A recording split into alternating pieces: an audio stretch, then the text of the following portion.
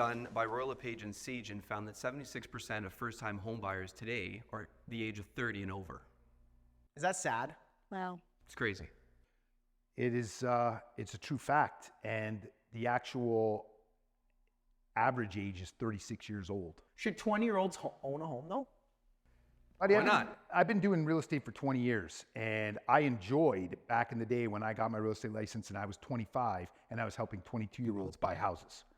That's the way it was. People could work here in Niagara, work Narrative as a mechanic. shift, though. Things change. You're right. Society changes. So that's my struggle right now. Is like, okay, all right, yes, it's changing, but is that just a narrative shift and we just have to deal with it? And then that's it. Like, it's just something we're gonna have to live with now. Do you prioritize it though?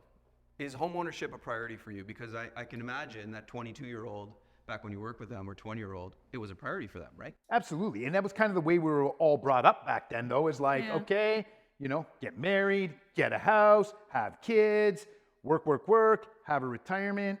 There you go. Interesting point. Don't you feel now it's go to school, go to post-secondary, get a degree, find a job, then perhaps? I think the narrative now, and I'm not saying like whether I agree with this or not, I'm just saying what I think it is go to school, find a wife, move in with your wife, split the rent, and do that till you're 28, 30, 32, save enough money, and then buy a house. The narrative's changed, but it doesn't mean it's a good narrative. I think for practicality reasons, the way it was before, where you're, growing up, going to school, getting a job, buying a home, it's all about building assets, where right now the narrative is not about building any assets. You're not having any. It's just getting through. It's just, yeah, exactly. 100%. I'm not saying it's a good thing. And when you're out, like the average student is probably coming out of school with massive debt. So they're already in the hole. Then they have to get a job. And by the time they get a job, they get a car payment, right? So a lot harder to be done. Well, and the goal of getting a home at that point too was to be able to have something to provide for your family and to carry on. I mean, not necessarily that we're carrying homes down from generations, but I do have friends that their grandparents are going to sell their homes. They're going to give it to one of their grandchildren. And it does get passed on sometime, especially right now with high inflation. Okay, but I am sorry to say this. I see this from my generation a lot. Their mindset is that they won't be able to buy a home until they're 30, 32 years old. I mean, we're seeing now 36. 36. Well, I worked my butt off in high school. I did what I could, and by 22, 23, 24, I'm leveraging help from all over to be able to buy a home. If I didn't have my dad, I'd be going to one of you guys saying, hey, I know you trust me. I'll go halves. Let's buy something together. I'll manage it. One person would say yes. So I think if you really want it bad enough, you'll make it happen. Agreed with you. Just sold the house to a 25-year-old kid. No problem. Worked it out. Saved his own money. Didn't borrow money from mom and dad. 25. Started saving when he was 13. Done.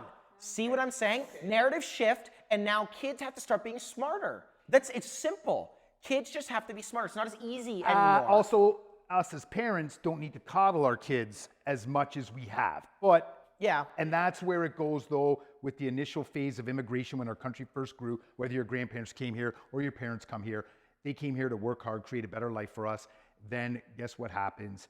Generational wealth was created through our families, okay? And now our kids just feel, oh, foot's off the gas.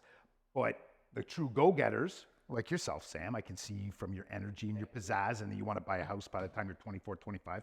That's fantastic. And it is doable, but that's because you have the will to want to do it. And others just sit back, okay, well, I'm going to go to school. And once I'm done school, I'll figure something out.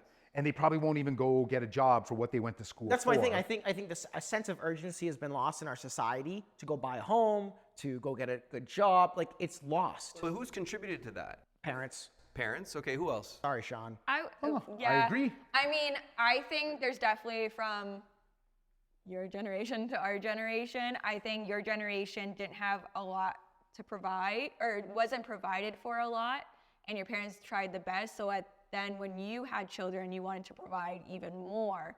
But I think it backfired in some ways, where it maybe coddled more of our generation to not try as hard because we were already getting those necessities, whereas you probably had to work extra hard to get necessities. Well, to be honest, I was the opposite. My parents did provide very well for me, but because they provided well for me, I took that and I said, I want to provide well for my kids so that they can have the gravy train as well. Yeah. But that's how you're going to build generational wealth. Which is not, you're right, not teaching necessarily the appropriate things, but I'm very excited to say my daughter went and got her babysitting license because she wants to go make cash.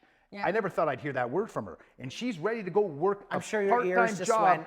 She's ready to work a part-time job as soon as she's old enough to go get a job.